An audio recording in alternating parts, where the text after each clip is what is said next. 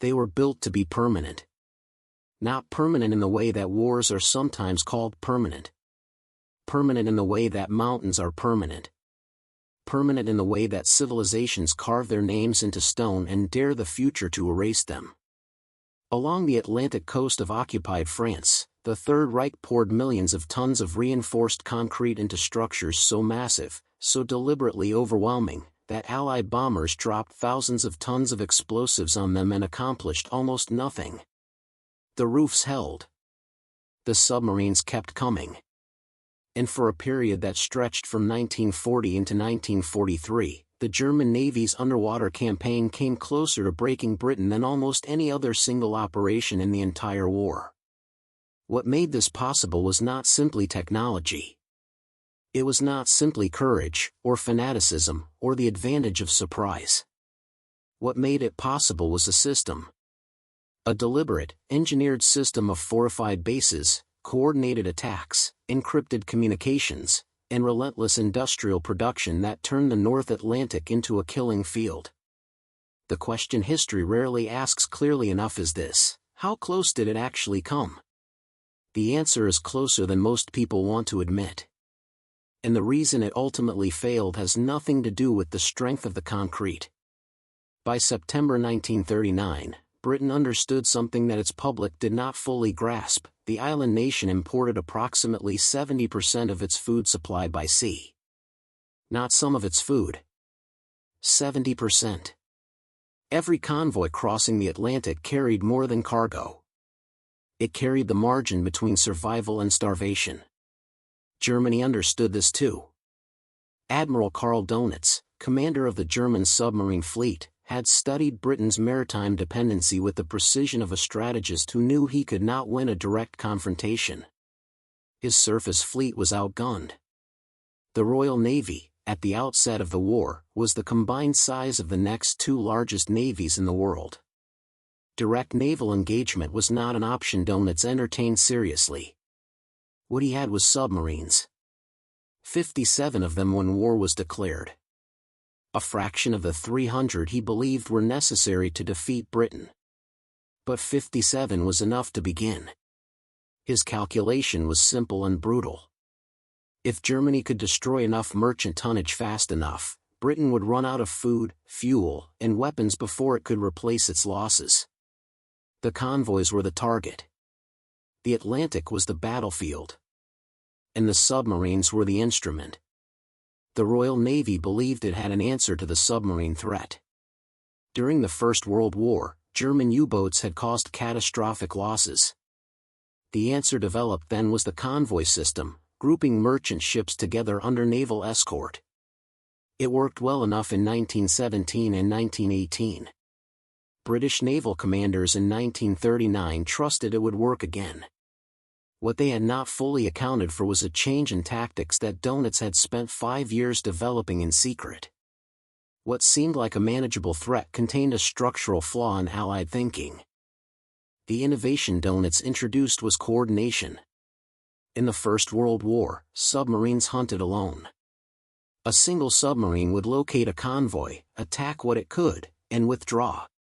The convoy system worked partly because a lone submarine could only do so much damage before running out of torpedoes or being forced to dive and flee. Donitz changed the arithmetic entirely. His concept was the wolf pack.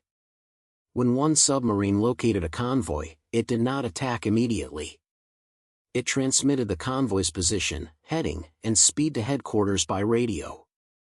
Donitz's command center then calculated intercept coordinates and directed every available submarine in the region toward the target. The convoy, designed to defend against one submarine, suddenly faced 8. Or 12. Or 15. The escorts could not protect all sides simultaneously. Gaps appeared. Ships were torpedoed not one at a time but in rapid sequence, sometimes within minutes of each other. The psychological effect on convoy crews was as devastating as the material losses. To execute this system, Donitz needed two things he did not initially have. He needed a reliable encrypted communications network that allowed him to coordinate his submarines across thousands of kilometers of open ocean. and he needed bases. The distances involved in crossing the Atlantic from German ports were immense. Submarines departing from Germany's North Sea coastline spent days just reaching the hunting grounds. Their operational time in the Atlantic was compressed. Their fuel margins were thin. What Donitz needed was forward bases. Bases on the Atlantic coast itself. France gave him exactly that. On May 10, 1940, Germany launched its offensive in the west. Within weeks, the British Expeditionary Force was pinned against the coast at Dunkirk. France collapsed. On June 22, 1940, the armistice was signed. The following day, Donitz was already moving. He personally inspected the Breton ports of Brest, Lorient, and Saint-Nazaire within 24 hours of the armistice. He understood immediately what these ports represented. The Atlantic coastline of France extended the operational range of his submarines dramatically. A U-boat departing from Lorient could reach the mid-Atlantic in days, not weeks. It could spend twice as long hunting before returning to base. The strategic geometry of the war had shifted overnight. Donitz chose Lorient as his first operational base and established his command post on the Karaman Peninsula. He installed himself at the Villa Caroline, overlooking the harbor, watching his submarines come and go. He directed the construction of a command bunker adjacent to his residence. By September 1940, Brest and Saint-Nazaire were added to the network. Lorient, La Pallice, and Bordeaux would follow. But a port without protection is a target. Donitz had bases. What he needed was fortresses. Enter Fritz Todt. Todt was among the most capable engineering administrators in the Reich. His organization had built 3,000 kilometers of German motorway. It had constructed the Siegfried Line, 600 kilometers of fortifications along the French border. The Todt organization mobilized engineers, architects, and labor at a scale that dwarfed conventional construction programs. Todt's engineers designed the submarine bunkers using lessons extracted from the First World War. The concept was straightforward. If the submarines were vulnerable at sea to aerial attack, they needed to be protected while in port. The solution was concrete roofs thick enough to defeat any bomb that current aircraft could deliver. The construction technique they developed was methodical and fast. First, a dike was built around the construction site, draining the area to allow workers to build in dry conditions. A dense steel skeleton was assembled, iron rods spaced 10 centimeters apart in every direction, creating a mesh structure of extraordinary tensile strength. Concrete formwork was erected, and specially treated concrete was poured to fill the structure. Then the dikes were removed, water flooded back into the cells, and submarines could enter directly from the harbor. At Lorient alone, the completed bunker contained enough reinforced concrete to dwarf most structures ever built by any European civilization to that point. The workforce was vast. Tens of thousands of workers were drawn from across occupied Europe, some voluntary, many coerced. Alongside paid German engineers worked North Africans, Spanish Republicans imprisoned in France, and laborers from across the occupied continent under the supervision of Todt's managers. The pace was extraordinary. The first 3 cells at Saint-Nazaire were completed in 3 months. On June 30, 1941, Donitz formally inaugurated the Saint-Nazaire base. Fritz Todt presented him with the original plans as a symbol of what had been accomplished. The bunkers at Lorient, Brest, Saint-Nazaire, La Pallice, and Bordeaux collectively represented the largest construction projects Germany undertook outside its own territory during the entire war.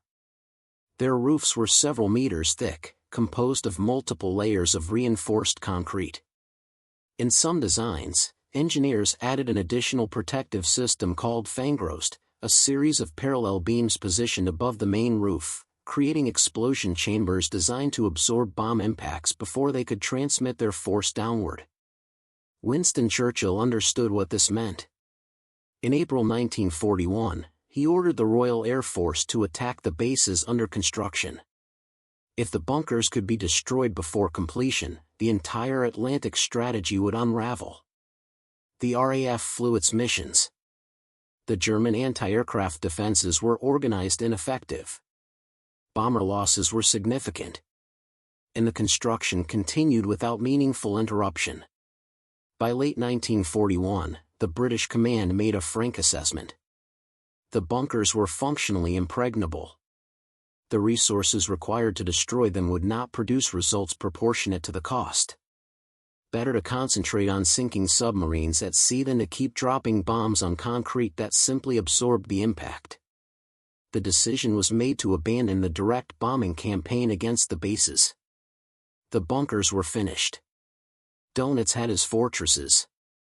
The results that followed were measured in tonnage. In the first year of the Atlantic campaign, over 1,600 Allied ships were sunk. More than half were destroyed by U-boat torpedoes. The numbers accumulated month by month, recorded on the pennants strung along submarine conning towers when they returned to port, each pennant representing a destroyed ship. Donitz rewarded his commanders with Iron Crosses and public recognition. Otto Kretschmer torpedoed 56 Allied vessels across his career. Gunther Prien penetrated the Royal Navy's anchorage at Scapa Flow in October 1939 and sank HMS Royal Oak, killing 833 sailors in a single operation. These men became symbols of what the Wolf Pack system could accomplish. Hitler, watching these results, accelerated production. German shipyards launched a new submarine every 3 days. By 1942, Donitz commanded not 57 submarines but hundreds. In January 1942, following America's entry into the war, Donitz launched Operation Drumbeat. U-boats crossed the Atlantic and attacked the eastern coast of the United States. Within a single month, 25 Allied ships were sunk in waters the Americans had considered safe. The U-boats operated so close to the American coastline that their crews could see the lights of coastal cities at night. The system appeared to be approaching the threshold of effectiveness Donitz had always calculated. If enough tonnage could be destroyed fast enough, the Allied supply chain would fracture. By mid-1942, in the area Donitz command called the Atlantic Gap, a zone of several thousand square kilometers in the mid-Atlantic beyond the range of Allied land-based aircraft, convoys traveled unprotected. No aircraft could reach them. Escort vessels had limited range and often peeled away before convoys crossed the most dangerous stretch. This was the killing ground. Yet the system that seemed to dominate the Atlantic depended on something fragile. Every Wolf Pack attack required radio communication. When a submarine located a convoy, it transmitted. When Donitz headquarters responded with coordinates and instructions, it transmitted. When submarines acknowledged receipt and reported positions, they transmitted. The Enigma cipher machine encoded these transmissions with a complexity that German Naval Command was confident made decryption effectively impossible. The machine produced billions of potential cipher combinations. German cryptographers calculated that breaking any given key would require computational resources no adversary possessed. They were wrong. At Bletchley Park, a country estate in the English countryside repurposed as a code-breaking facility, a team of mathematicians and linguists worked under absolute secrecy. Among them was Alan Turing, 29 years old, whose theoretical work on computation informed the mechanical approach to cracking Enigma's outputs. By June 1941, Bletchley Park had achieved consistent breaks into German naval Enigma traffic. The British could read Donitz orders to his submarines. They could read submarine reports of convoy positions. They could see the wolf packs forming before they struck. Crucially, the Germans never knew. Their confidence in Enigma was so complete that when Allied forces consistently anticipated German movements, German command investigators considered every other explanation before the obvious one. They suspected informants. They suspected radar systems they didn't understand. They investigated their own procedures. They did not seriously entertain the possibility that Enigma had been broken.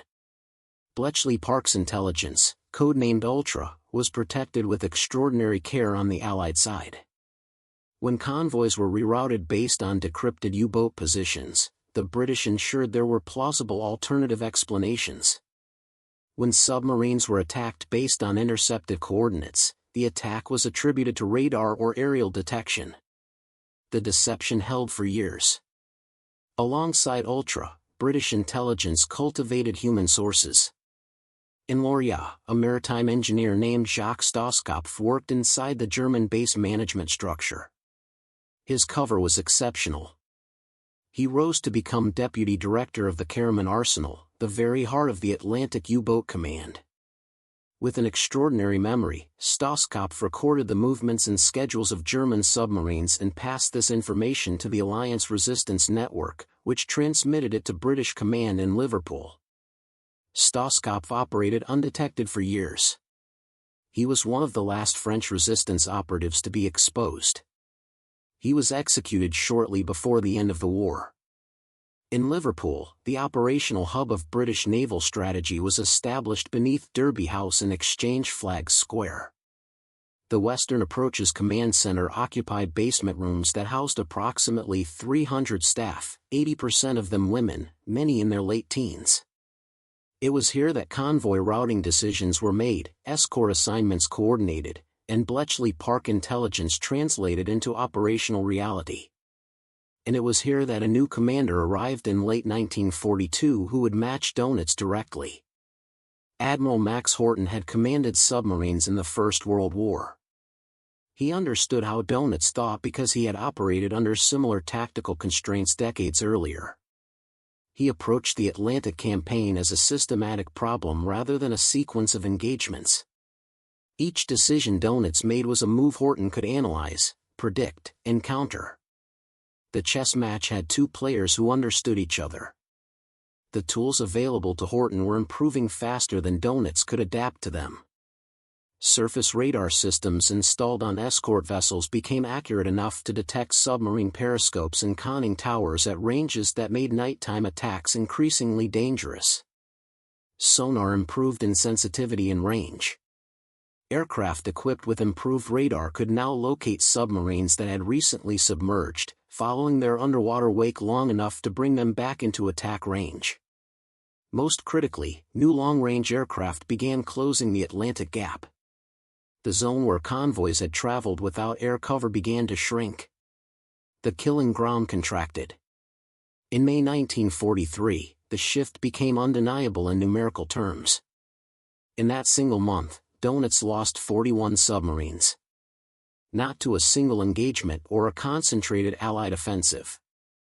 41 submarines across the Atlantic, destroyed by a combination of improved radar, coordinated air and surface attacks, and routing decisions informed by intelligence Dönitz had no knowledge the Allies possessed.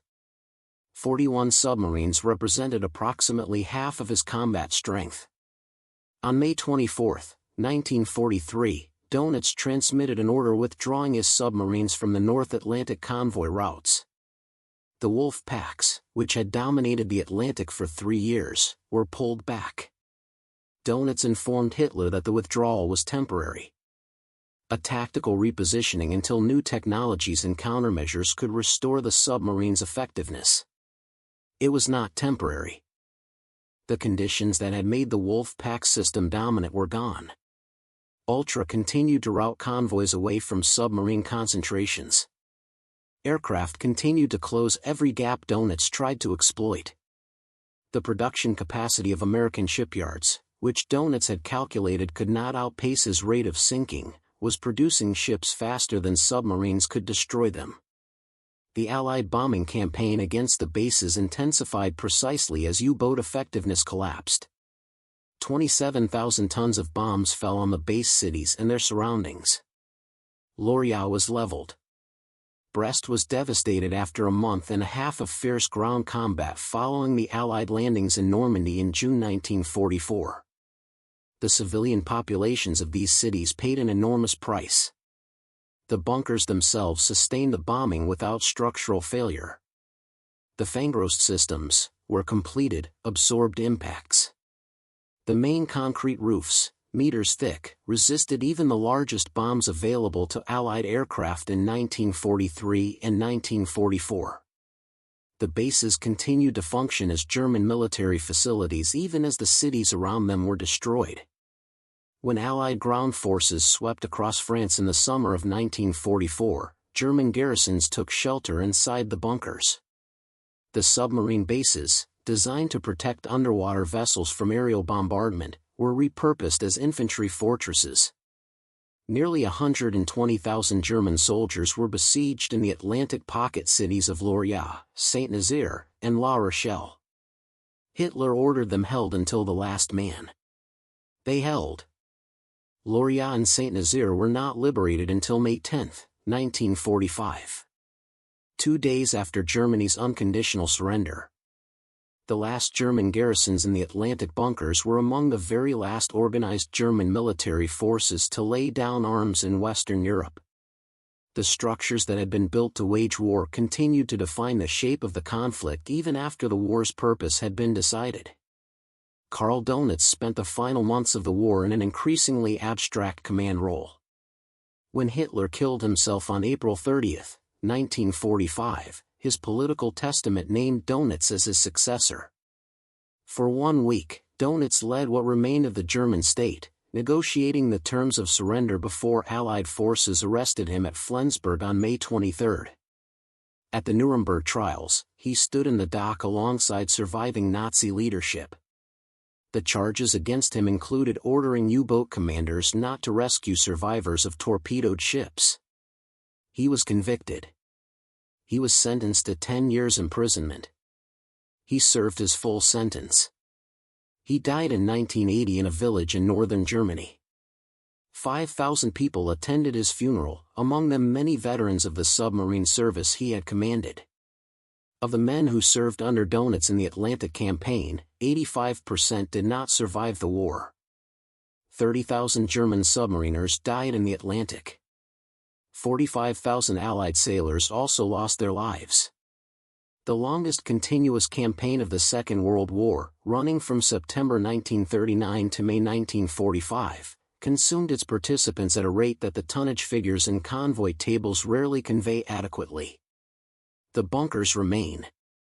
They are among the most intact major military structures from the Second World War still standing anywhere in the world. At Saint-Nazaire, at Lairs, at Brest, the reinforced concrete that Totes engineers poured in 1940 and 1941 still stands at essentially its original dimensions. This was not the plan. The Third Reich built these structures with a confidence in its own permanence that the outcome of the war has made look like delusion. The concrete was designed to shelter submarines that would starve Britain into submission. The bases were designed to be the foundation of a German maritime empire. Instead, they became the largest monuments to strategic failure in modern military history. The French Navy eventually occupied several of the facilities. Some were adapted for peacetime maritime use. Others were partially open to historians and visitors. The reinforced concrete itself is slowly failing. Not from bombs. Not from Allied engineering. The steel mesh embedded in the concrete is corroding from within, expanding as it rusts, fracturing the material that encases it. The roofs that defeated the heaviest bombs available to Allied air power in the 1940s are being destroyed from the inside by chemistry that proceeds at the pace of decades. Within the cells, the traces left by the crews who serviced submarines there are still visible. Maintenance marks. Stenciled numbers. The residue of an industrial operation conducted in wartime urgency. The intelligence networks that proved more effective than any bomb have left fewer traces. Bletchley Park's role was kept secret for decades after the war ended. The full scope of Ultra's contribution to the Atlantic campaign was not publicly acknowledged until the 1970s. For 30 years after the war, the official explanation for Allied success in the Atlantic was superior radar and courageous seamanship. Both were true. Neither was the full explanation. The concrete is still there. Walk into any of the surviving bunkers and the scale communicates something that statistics cannot. These were not improvised structures. They were not temporary expedients. They were built by a state that genuinely believed it was constructing the infrastructure of a 1,000-year Reich, and they were built with the engineering competence to make that belief seem plausible in concrete and steel. The German submarine campaign came close enough to succeeding that Winston Churchill, reflecting on the war years later, identified it as the only thing that had genuinely frightened him. Not the Blitz. Not the threat of invasion. Not the disasters of the early war years. The submarines and what they might have done to the supply lines that kept Britain functioning. The system failed for a reason that is easy to state and difficult to fully appreciate. Donitz built a weapon that required secrecy to function. The Wolf Pack depended on radio coordination. The radio coordination required encryption. The encryption was broken. And once it was broken, the entire tactical logic of the Wolf Pack inverted. Every transmission that coordinated an attack also revealed the attack. The submarines that Donitz directed toward convoys were being directed away from those convoys by the same transmissions. The bunkers were impregnable. The communications were not. And in the Atlantic campaign, the communications mattered more. The structures on the French coast still stand precisely because they were never the decisive factor. Bombs could not break them because bombs were never the right tool. The weapon that broke the system was mathematics and silence, applied in a country house in Buckinghamshire, by men and women whose names were not known to the public for 30 years. The concrete endures. What defeated it left no ruins.